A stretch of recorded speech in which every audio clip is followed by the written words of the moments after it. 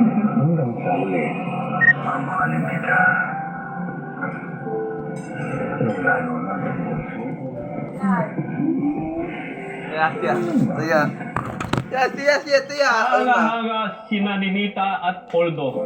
Bibihira na lamang ngayon ang nakakaabot sa silver wedding anniversary. Fidelity, faithfulness, yan ang sekretong nagbigay ng matagal na pagsasama nilang dalawa.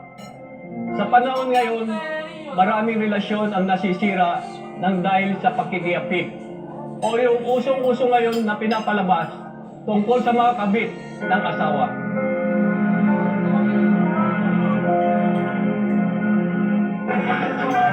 Sabi mo, God!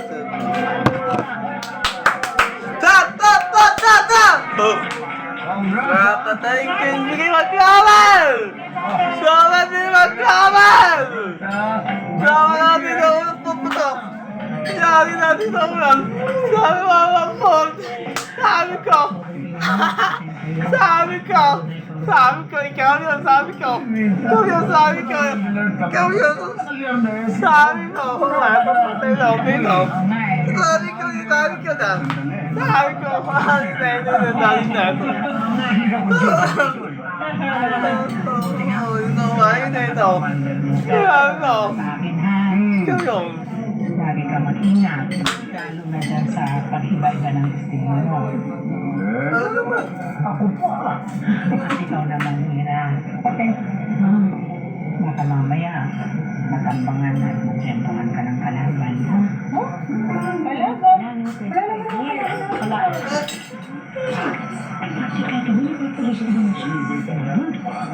Ma. Bakit? Pagsabihan mo nga ito.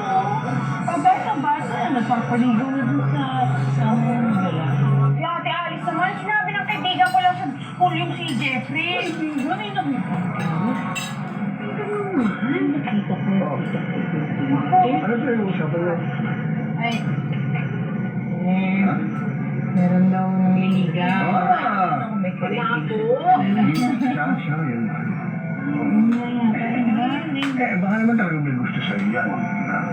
Tingin mo? Tignan mo naman. Kasi hindi ba gusto? Tignan mo naman. Gusto mo natin. Napakaganda. Imposible ba ang magugustuhan niya? Hindi yan imposible. Pero kayong dalawa ang nagalaman na kayo.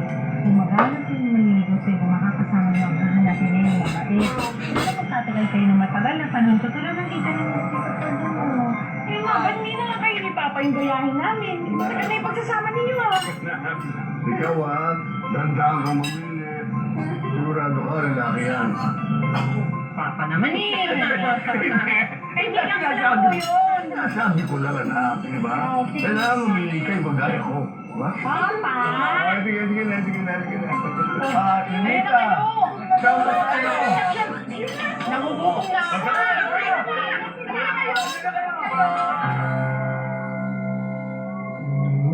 Ang dami nga business.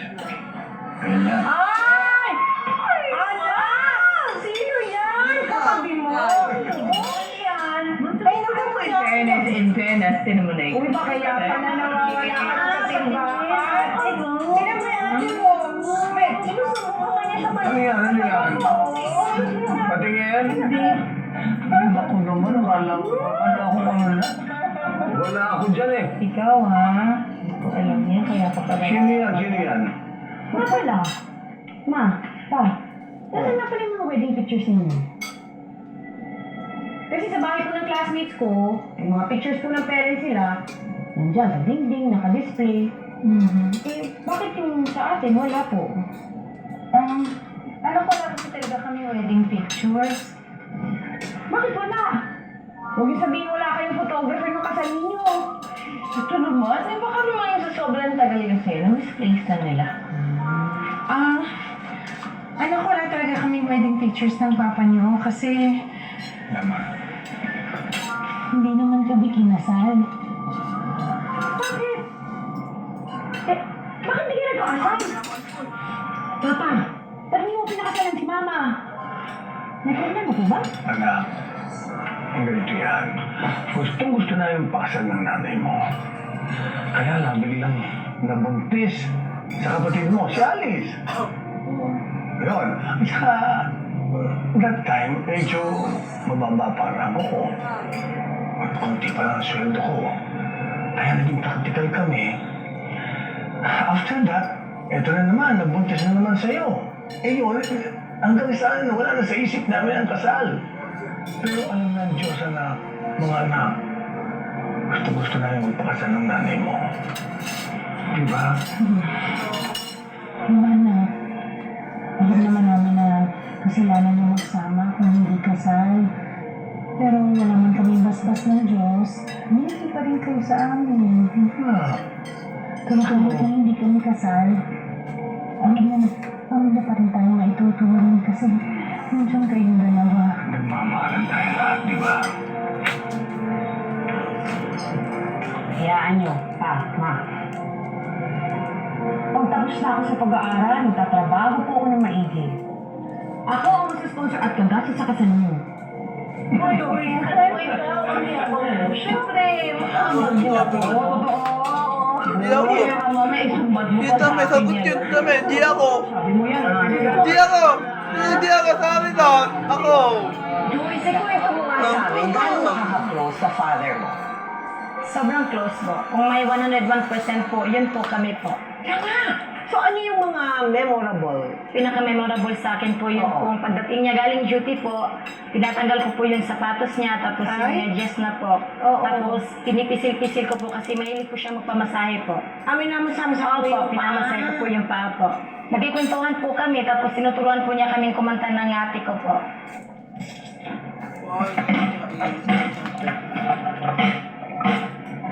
Tol. Yeah. Tol, mapuno na yun ah. May palista-lista ka. Ano bang bibihin mo? Malapit na po kaya ang birthday ko pa. Bala ko pa nga pong bumili ng mas malaking alkansya eh. Tapos? Para na rin po makatulong po ko sa kasal ninyo ni Mama. Gusto ko na po kasi kayong ikasal eh. Kung sakali po hindi man mangyari yun, gusto ko po sa araw ng kasal ko, kayo po mag-ahatid sa akin sa altar. Baka po kasi ko sana naman kayo madestino mo pa. Kasal? Ano yung bata-bata ko pa? Ang kasal-kasal na isasabi mo? Ano ba naman? Ano? Bulog! Oo.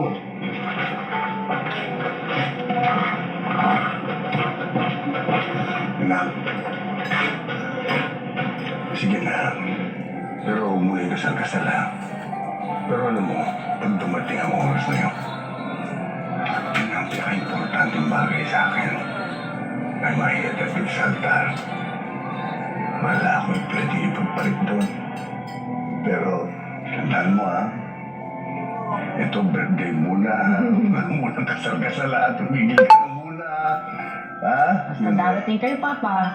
Nako, maraming malakot si Bal. Bahala ka niyon. Darating ako, Batri. Sige, Papa. Ang galaba, sabi ka. Nakakailam na ako. Karawang iyon ni Joyce. Nagpaalam na ulit si Ruel na madedesisyon siya sa malayong lugar. Hindi niya makakapiling ang ama sa loob ng matagal-tagal ding panahon.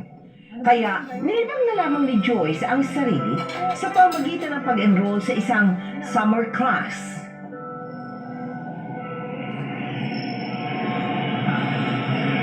Oh, bakit hindi mo kasama sina JB?